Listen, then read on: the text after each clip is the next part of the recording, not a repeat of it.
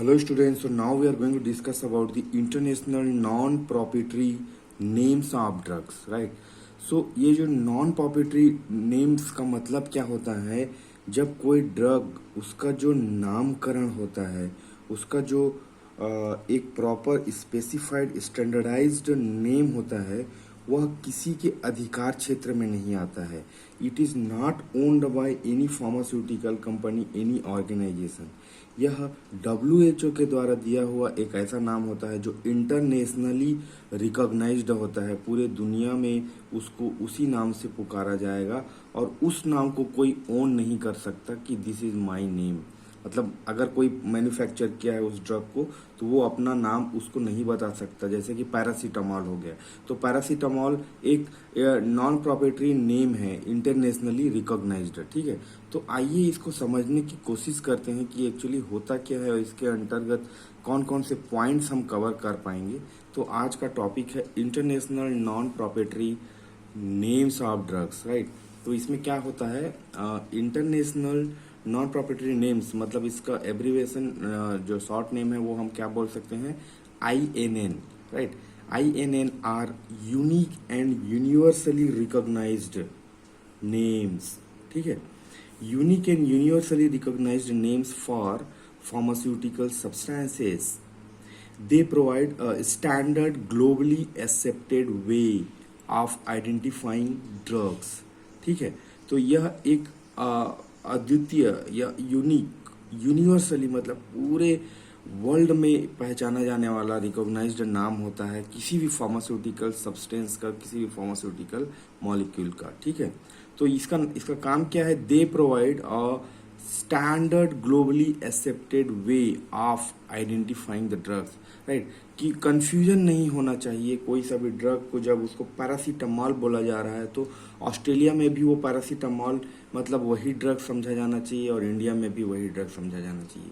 ठीक है, तो आइए इसको समझते हैं एक एग्जाम्पल से. यहाँ पे एक एग्जाम्पल है, जिस एक ड्रग हम लिए हैं पैरासीटामॉल एज एग्जाम्पल. तो पैरासीटामॉल का केमिकल नेम क्या है, N-4- हाइड्रोक्सीफिनाइल एसिटामाइड. ठीक है, ये उसका हो गया केमिकल नेम. बट इसका INN नेम जो इंटरनेशनल नॉन प्रॉprietary नेम है वह है paracetamol.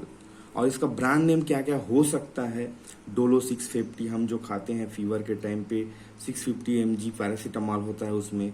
Then Panadol, then Calpol. ठीक है, तो ये अलग अलग नाम से ब्रांड आता है अलग अलग फार्मास्यूटिकल कंपनी का, लाइक सिप्ला, डॉक्टर रेड्डी, है ना. तो वो सब का इस सब में जो कंटेंट है, मॉलिक्यूल है, वह है पैरासीटामॉल. तो INN में के तहत इसमें जो भी इंसिडेंट होने वाला है, एडवर्स ड्रग रिएक्शन और कुछ भी, तो उसको पैरासीटामॉल ही बोला जाएगा. ये है इंटरनेशनल नॉन प्रॉprietary नेम. ओके, अब इसमें क्या क्या पॉइंट हम कवर कर सकते हैं, तो जैसे फॉर एग्जांपल ग्लोबल स्टैंडर्डाइजेशन. ठीक है, तो ग्लोबल स्टैंडर्डाइजेशन की बात करते हैं हम. तो एज द नेम इंडिकेट, पूरे ग्लोब में, पूरे वर्ल्ड में, it provide a standardised way to identifying pharmaceutical substance globally. ठीक है, इंश्योरिंग क्लैरिटी इन कम्युनिकेशंस. ठीक है, इसका मतलब पूरे विश्व में एक ही तरह का नामकरण क्यों किया जा रहा है, क्योंकि ऐसा करने से कोई कंफ्यूजन नहीं होता है. जैसे कि मान लो कोई इंसिडेंट हो गया इंडिया में और पैरासीटामॉल से बहुत सारे लोगों के लीवर डैमेज होने लगे, तो उसको जब हम फार्माकोविजिलेंस के डेटाबेस में रिपोर्ट करने के बाद फीड किया जाएगा, तो उसमें अगर ऑस्ट्रेलिया वाला या UK या US या कोई अदर कंट्री वाला, गल्फ कंट्री वाला अगर उसको एक्सेस करता है, तो उसको पता चलना चाहिए कि पैरासीटामॉल वही ड्रग के वजह से ये इंसिडेंट हो रहा है. And there will be no confusion. ऐसा नहीं कि इसको यहाँ पे इंडिया में कोई दूसरा नाम से जाना जा रहा हो और ऑस्ट्रेलिया में दूसरे नाम से जाना जा रहा हो, तो वहाँ पे कंफ्यूज हो जाएगा. वो इंस्टेड ऑफ बैंडिंग पैरासीटामॉल और reducing the dose of paracetamol, they will reduce the some other diclofenac और आइबुप्रोफिन, अगर नाम अलग अलग रहेगा तो. इसीलिए क्लैरिटी इन कम्युनिकेशन के लिए यह ग्लोबल स्टैंडर्डाइजेशन किया जाता है. यूनिक आइडेंटिफिकेशन, एक और पॉइंट यहाँ पे, unique name assigned to specific pharmaceutical substance. एक स्पेसिफिक नेम जिसको हर कॉर्नर ऑफ द वर्ल्ड में एक ही नाम से पुकारा जाएगा, unique name. which allowing for easy differentiation based on active ingredient। अब कोई ड्रग की जब हम बात करते हैं, कोई मेडिसिन की जब हम बात करते हैं, तो उसमें बहुत सारे एक्सिपिएंट्स हो सकते हैं, बाइंडर, डाइल्यूएंट, डिसइंटीग्रेंट, ल्यूब्रिकेंट, है ना। तो उसमें ये सब को आप चेंज कर सकते हो country wise, company wise and other thing. But जो एक्टिव इंग्रेडिएंट है, जो उसमें एक्टिव फार्मास्यूटिकल इंग्रेडिएंट है, जिसके वजह से थेराप्यूटिक इफिकेसी हमें प्राप्त हो रहा है, जैसे कि एंटीपायरेटिक पैरासीटामोल, ठीक है, वह फीवर को, बॉडी टेम्परेचर को रिड्यूस करता है। अब ये एक्टिव इंग्रेडिएंट सेम होने वाला है, क्योंकि और इसका नाम जो है वह यूनिक होगा, ठीक है, यही इस चीज को बोल रहा है। Third point, non proprietary nature. अब ये नॉन प्रॉप्रिएटरी नेचर का मतलब समझते हैं कि ये वर्ड यहाँ पे क्यों जोड़ा गया है।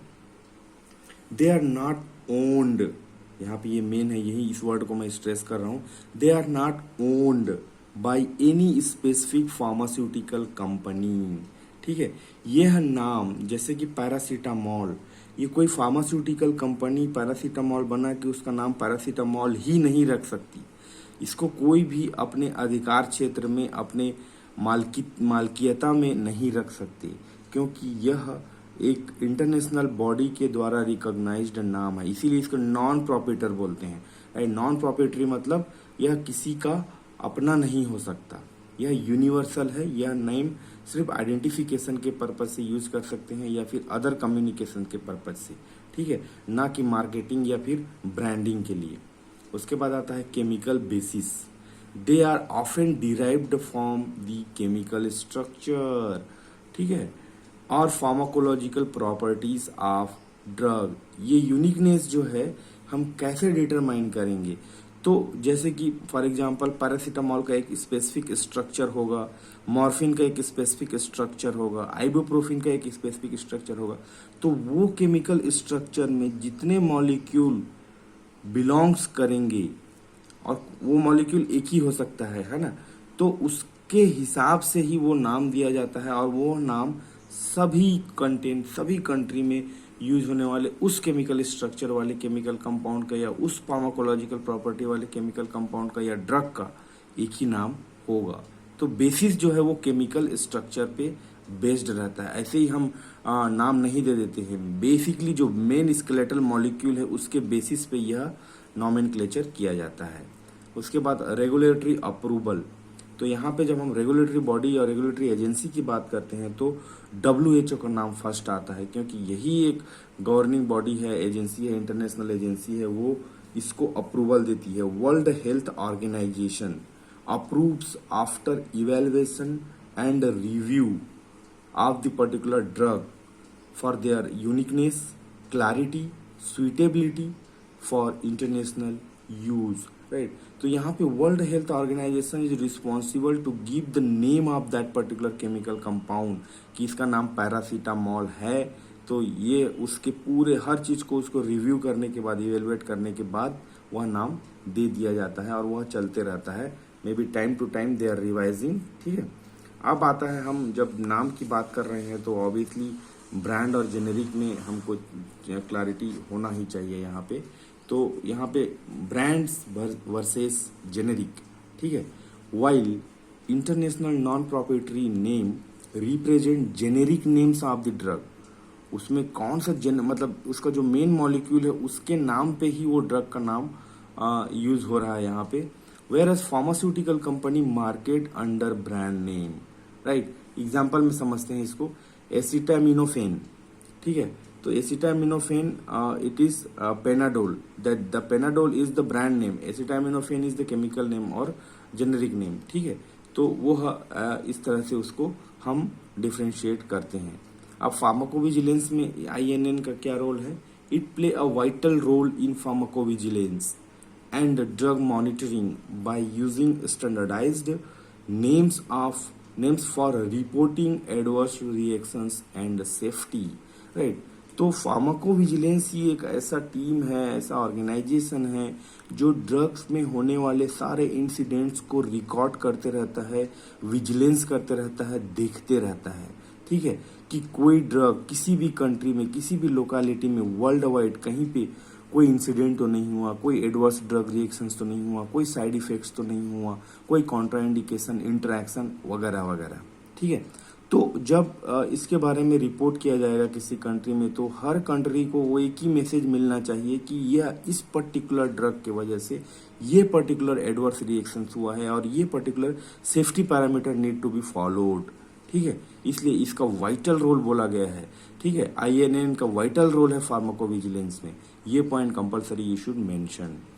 And international collaboration, obviously pharmaceutical research में इसका कोलैबोरेशन हो सकता है कि कोई ड्रग को बैन करना है तो क्यों करना है, उसका डेवलपमेंट करना है तो कैसे करना है। Regulation by providing a common language for discussion, right. तो INN कॉमन नेम भी प्रोवाइड करता है सो दैट